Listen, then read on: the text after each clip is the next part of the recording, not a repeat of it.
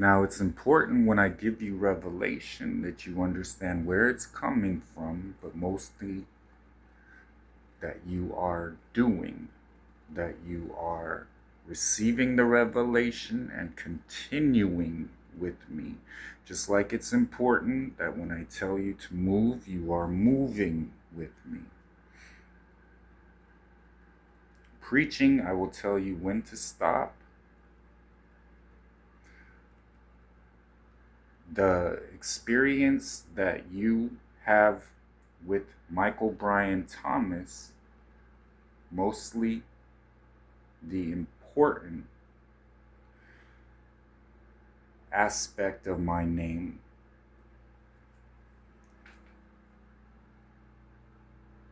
all revolving around who you know. Now,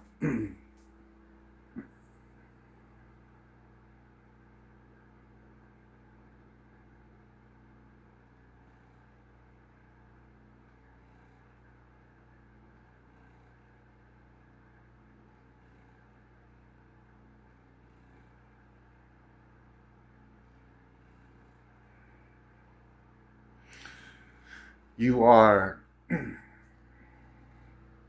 taking, in essence,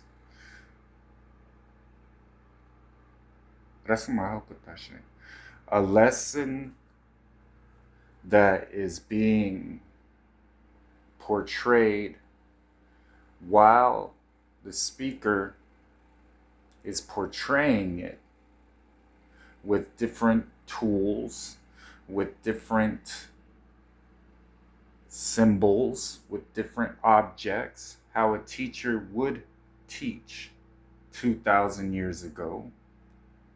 And you're condensing that into written words. Your first mistake. The essence, when Elion, before it became Elohim, you're looking at the pretext, El. You're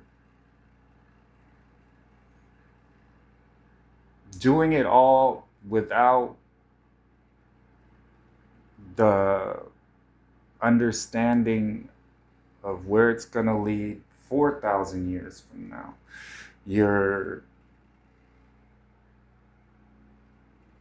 taking something that's not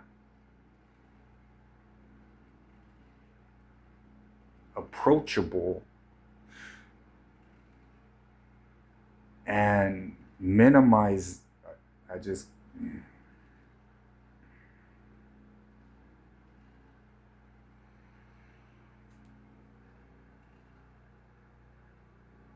I don't usually take the approach of I'm going to create an entire belief around what I've done for you, and I'm going to take thousands of years to do it just to correct you on this. I'm already knowing what I'm being called. I'm already understanding why. The spirit inside of Abraham was different than the spirit inside of Avram. The same people. So you take into account my way of designating someone as solely mine. You take into account the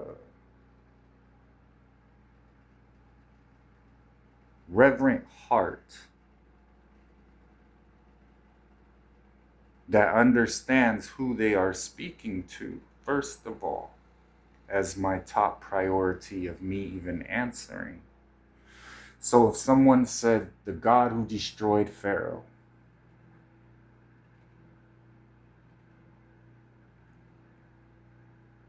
Is that a name? It was about who.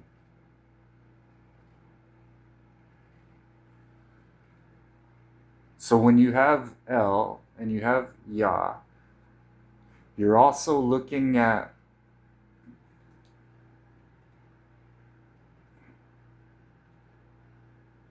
when cultures gathered and they decided who their God was. You're lumping it into a singular phrase, God. You're lumping it into letters that in ancient languages did not exist.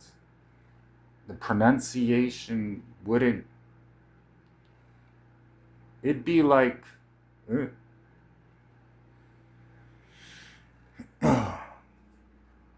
so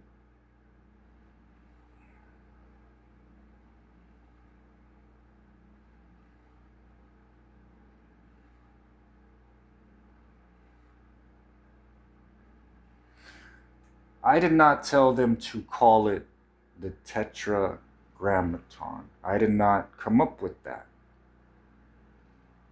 So when you're looking at how different generations grow up, where they came from in your understanding because of the life you've lived and how you've come up and what you see across the earth, way more culturally assimilated because of all of the movement of people that was constantly occurring. And then you're looking at the two biggest mixtures pre-Egypt that started with the resurgence of them having a god. So the continuance, the language being culturally biased to a normal Israelite understanding through having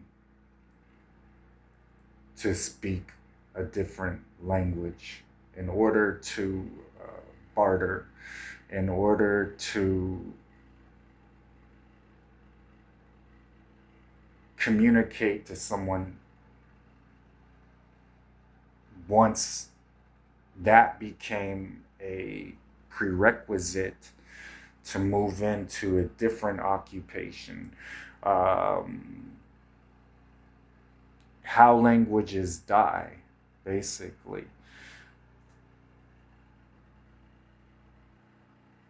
You're basically calling me Jocelyn, and the devil laughs about it. But you're also not understanding that wasn't my name.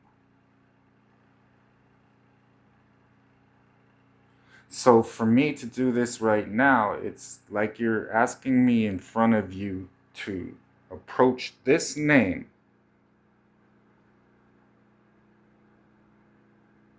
and do anything that would even give the possibility of an unheard of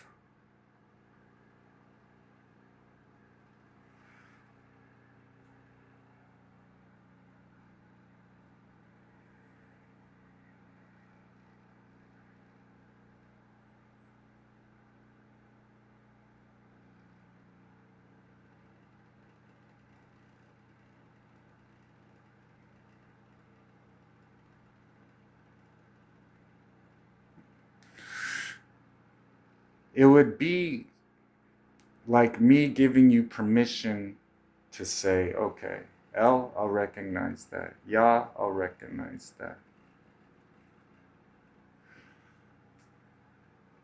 Adonai, Adonai, Egyptianish,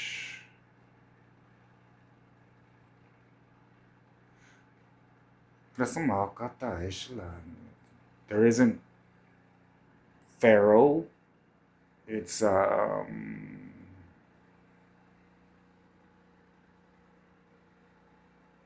everything tying back in that area. Then you're using the word in English, Joseph. Now notice I'm saying a word because truth is it's a word.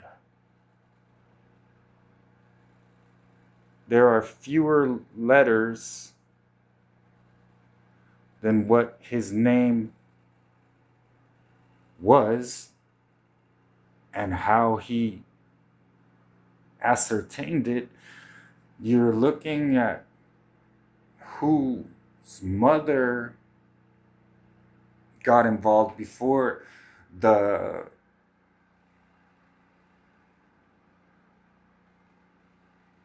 man-made denotion of who your father was removed, such as the bar, the ben. Once your father was no longer the head of the household, you had that name if you were the firstborn. So you're not understanding Son of God.